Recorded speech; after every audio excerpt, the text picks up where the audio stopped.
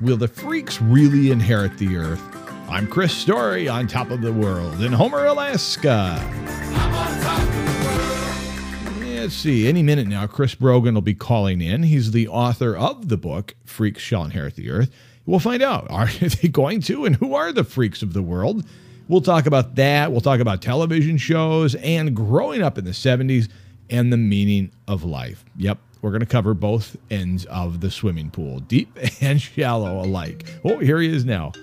This is Chris. How the heck are you? Did you watch Stranger Things on Netflix? Did you see that series? Oh, I did. I thought it was swell. It was, to me, you and I both grew up in the 70s and 80s, kind of straddling those eras. That is correct. And oh my God, that was 1980-something in a bottle, Chris, was it not? Yes, absolutely. Tell me you didn't think of E.T. about 300 times during that movie. Absolutely, absolutely. And in my own childhood, I didn't never have an opportunity to play Dungeons and Dragons, but I knew people who did, but everything else about that was so relevant to my own life as a kid. And to me, I saw it in my Netflix queue yesterday, and I thought, I'll bet if I'm correct, Chris Brogan watched it, and once again, I was correct. Spot on, Chris Story. Yeah, I played D&D in 1983, and that was exactly, that's when I started, and I could tell you that, that element of it, I mean, just everything was just really a song, and I was even impressed with, Winona Ryder. I hadn't, the whole cast, but I just really thought that everyone did such a great job of making me feel like I was in that time zone. So you and I did grow up in the 70s and 80s, and do you think, Chris, and maybe I'm wrong, all wet on this, I don't know, but I feel like it gives a little bit of a unique advantage. In one hand, you have 1 foot in the digital age and 1 foot in the analog. You can go outside and play till dark age. Do you think that gives an advantage in your work, what you're currently doing today? It's a really good question. Absolutely. Doubly so because my parents were both DJs when they met. So I have, background in what it was like to be a radio DJ. And these were like working class DJs. They were not fancy or famous or anything like that, but they were radio people holding down, a media channel before they went off and got grown-up jobs. So I can tell you that, a lot of that work was definitely, informative. I mean, the kinds of people I was around, the way that I understood how you could reach a lot of people. There was a lot of, if nothing else, just sort of an aspirational feeling of, I totally want to be part of this. But yeah, I think having access to analog, growing up with tape decks and making your own mixes of music and stuff like that was really instructive of where we ended up now. Yeah, I used to love to go through the magazines and catalogs and look for the tallest stack I thought my summer money could afford of a stereo with the most lights and the little LED lights and stuff that I didn't know exactly what the equalizer would do, but I wanted the best and the biggest I could get. So let me ask you, Chris Brogan, are you living on purpose? Do you think you've got a life of purpose? Oh, I would say that is a yes. I would say that, I define my own personal success as being able to say no to the things that I want to say no to. And I think that that's a pretty good way to keep yourself in a direction. On your podcast, Owner's Mind, I absolutely love your podcast. And if you haven't subscribed to Chris's podcast, do it. You teach people to earn the right to sell and serve. What does that mean? Well, I find that a lot of the models of people teaching me how to sell when I was, trying to figure this all out, teaching me business, had this very different kind of almost adversarial mindset to selling in business, which is like, push them until they buy, beat them until they say no or yes, but, just keep hitting them until they do something. And that was, for instance, internet marketing in the late 90s. And I was not having that. It just didn't make sense to the way things went. And being a media kind of person and being a blogger from way back in 1998, I was of the mindset that if I really, attracted attention, kept people interested, gave them things that they could do, that they might say, oh, well, I should spend some of my time and maybe my money with this guy, Chris. And so I built everything around that belief. And in the process, that's how I've taught other people how to sell. And it's people sometimes say to me, it's really weird. You work with really big companies and you work with solo companies. How does that work? And I said, I tell them all the same stuff. I would tell the people who run Coke when I was there the same stuff that I would tell a guy who just started a lawn care company, because it all relates. People want to be treated well, be helpful, give people a sense of that they can reach you, that they can partner with you. It all matches no matter what we're doing. When did you wake up? I mean, in other words, because you remind me of somebody who is like wide awake, and I don't know the Matrix well enough to quote it, but it just remind me of the kind of guy that's running around the world, the country, through the internet. You're running around the world, waking other people up, and you want to help people wake up. So, going back to your life of purpose and your life of living on purpose, when did you decide that you wanted to be able to say no? Do you remember a specific day? Was there a transition point? Well, when I have a question like this, Chris, I usually like to say that it always happens in multitudes. Like, there's usually an abundance of experiences that line up, and you go, oh, now I can see the through line on this. I can see where these all line up to a theme inside me. So there's probably not just one day, but I can tell you that long time ago, I had this realization that maybe I could do more with my life than just be an employee, or at least be the best darn employee I could be. So that was one wake-up point. Another time, I had this realization that, I really could carve out whatever kind of world I want to create for myself, as long as I'm helping other people. That Zig Ziglar line, if you help enough people get what they need, you can have what you want. Another time that woke me up was the realization that, a lot of what we say and do in business, people tend to overcomplicate, but a lot of business and life is simple but not easy. And so I wanted to just find ways to help people get through that and help people find better ways to understand that, because I think that there's a lot of people who make their money trying to complicate things. Another time where I felt like I woke up was just really connecting with not having to worry about pleasing other people, not caring about words like disappointment and all that, and untangling from other people's expectations and their praise. And so, I don't know, I think all of those things contribute to it, so I can't put a finger on just one. Oh, that's a great answer, though. I really like that. What do you mean disappointment, untangling yourself from that's pretty powerful? What does that mean? Well, so it's kind of interesting. There's a lot of forces that drive us that are not anything to do with us, right? Like, we worry that our mom and dad aren't going to be happy, or we worry that the person who, we've chosen to spend our life with isn't going to be happy. We worry that our kids aren't going to like us, that someone's going to think we're not smart enough. We connect a lot of our efforts and our actions and energies to our feelings of other people's perception, meaning we never really know what someone else thinks about us. Sometimes we'll read something the wrong way. We'll misunderstand it. Someone had a bad day, so you show them your really best idea, and they had a bad day, so they go, that's not that interesting. And you think, oh, I'm not that interesting. And it was just a matter of like a matchup. So untangling from other people's opinions, good or bad, is super important. When we look at praise or criticism, and we accept it, we made a mistake, because neither one is especially helpful to us. Praise makes us try to take actions to match or mimic or get another repeat of that feeling.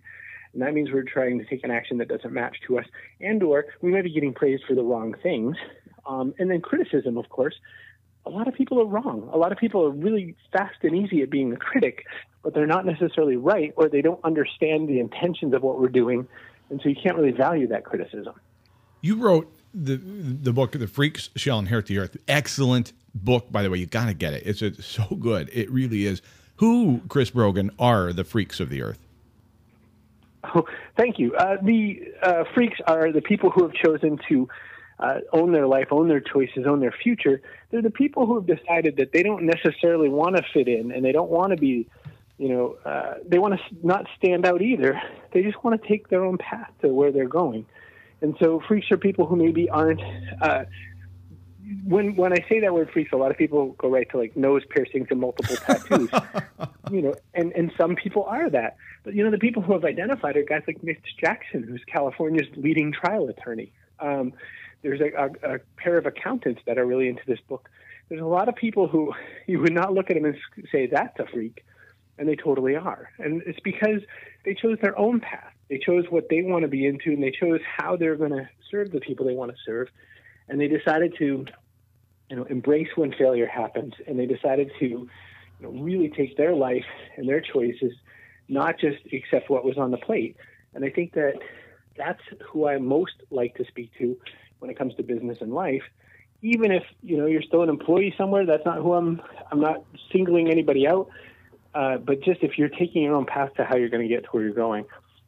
So many employees, you mentioned employees, so many employees. I mean, look at the Gallup polls and the world disengagement. I mean, literally worldwide, employees have never been so, quote, disengaged from their work. And I I think that maybe more than anyone else, the employees that are disengaged at work need to read The Freak Shall Inherit the Earth and find their inner freak, if that's even a term.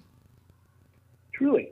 Well, one of the interesting things about that word engagement is that we use it a lot in media making, and we use it to mean we want someone to like what we have created and go, oh, I feel an affinity. Let's connect with these people. What engagement means in the business world, like the business at large, is my employees doing what I ask them to do, period. Have a nice day. And the world at large, as far as business goes, has changed really dramatically over the last bunch of years. I would say from, late 1990s, early 2000s forward. What's gone away is any kind of company loyalty, not either direction. My mom worked 29 and 3/4 years for the phone company, and they pushed her out right before she would have been due her full pension. She just got a partial pension. There's nothing but a bad business reason for that. You know what I mean? There's zero humanity in that process, and they can just say, well, that's just business, but that's how they rewarded 29 and 3/4 years. And I see that over and over and over again. And then companies are like, well, I don't understand why people aren't engaged. And yet, in the pursuit of market value, in pursuit of just pure number value in open or publicly traded companies, that becomes a challenge. And so I think it's a really great opportunity in life to find ways to help people engage. And I also believe there's a lot of people who are writing and talking about this right now, that we're heading towards this time where a company's philanthropic record is going to be just as important as everything else. Their social proof, their social sharing, it's all going to be just as important as their bottom line, at least to who's spending their money where. And I think that will finally get us closer to something that we'd all agree is a more positive, more personable way of doing business. In August, you published Find Your Writing Voice. And I as I think about that, I'm going to get it. I haven't got it yet, but I'm going to get it. And writing, working, living, finding your voice almost seems, Chris, to be synonymous with don't be afraid to be you. And maybe that even relates back to The Freak Shall Inherit the Earth. Maybe it's one long message. Yeah, I mean, probably even before that, my first book that I wrote with Julian Smith, Trust Agents, even as far back as that, we were saying there's sort of what we call the Perez Hilton hot mess line. You can be who you want to be, but you do have to tidy it up a little bit.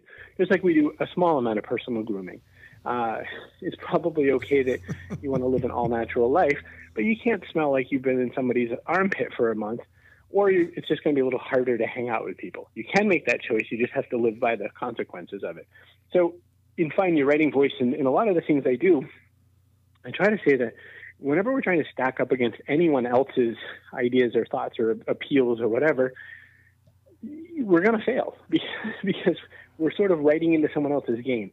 If we don't make our own game, then we're never going to be able to express the way that we want to talk about something. However, as always, there has to be some sort of connector. There has to be some sort of interface. There has to be some way that what we're doing and how we're expressing and the way we're interacting with people connects with the people that we hope to reach and sell and serve to. But what's unique, what's really fun about this world that we're in right now, is we can actually literally find whoever we feel like serving and serve just them. And we can speak directly to them. My 10-year-old son makes this music that not very many people would like, but he's got his little page up on Bandcamp and people can buy his album. He's made over $100 already selling his little album that he created in the bedroom without anyone telling him he can or can't do it. And that's the world I think is around us right now for those of us who choose to find the people we want to serve. At chrisbrogan.com, you've got a section called Work Like You're on Vacation. So can anyone, is the message there that you can do what you love, or is it maybe, love what you're doing in such a way? What's the message of working like you're on vacation? Well, it's actually very much more tactical than that. So work like you're on vacation is this really strange notion that when you're on vacation but you still have to check in with work, you seem to be able to get a lot of work done in a short amount of time. And why is that? True. So that is, you're on vacation, that whoever's on that vacation with you, your loved one, your significant other, whoever, if they catch you messing around on your computer or on your phone when you're supposed to be in vacation mode, you're doomed. So how is it that when that is true, we get so much done for the people that we serve, and then we go back to, vacationing without anyone noticing? But then when we get back to the real world, quote unquote, we can't do that same trick. Like, it takes us all day to do something that took us an hour. So that was a real concept that we put together, and that's how a lot of what we did at Owner started, was this idea that we could help people make their own game and figure out where they're going to go with it all. And that was one of those ways is, if you put success in your way, if you really get intentional about how you're going to make your business work, you can get a lot more done in less time.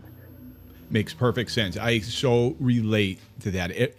Everybody collectively, we're all nodding our heads right now. I know it. So The Owner's Mind is the name of your podcast, The Owner's Mind, Owner Media. You use the word owner in a way that I think of it, and you tell me, but I think of it as a state of mind. Is that right? Absolutely. Absolutely. An owner can be, and I stole this so much so from Tom Peters. We were talking about Stranger Things. I stole this from Tom Peters from the 1990s. Tom would write these articles like the CEO of your desk or the brand called you and all that. And I was this corporate employee going, I totally am into this. And so the idea is that you can own your life by owning your choices and thus own your future, whether or not you're an employer, whether or not you run a company. And you should think of the word owner as a word of success, because it means that you've assumed responsibility, which can be negative or positive, but that also means that you have your hand on the chance to be successful. I like that. Yeah, I like that a lot. And I think that it's, as an owner, I am an owner. I'm an entrepreneur, and I have been for 20 some odd years. And I think in terms of, Chris, my biggest fear is that I might have to get a job one day. Do you have any fears? Do you wake up with a fear on your mind? Just talked to my business partner and colleague, Rob, about that today, Rob Hatch. I said, we were both, our numbers aren't where they need to be this quarter. And I'm like, what are we going to do? And every now and again, I'll just say to him, let's quit and just get jobs. And we both laugh at that because, of course, we couldn't possibly make the money we need to make at a job. That really overused quote about an entrepreneur is someone who will spend 80 hours so that they can't do 40 or don't have to do 40 or whatever it is totally true. But I think the reason, in my case, is entrepreneurship to me means the flexibility to choose the methods that I use to serve the people that I want to serve. It's also the risk and the reward part. Right now I'm suffering the risk part in this quarter, but I also get to have the reward part. So I think it goes hand in hand, and we have to choose how we interact with that.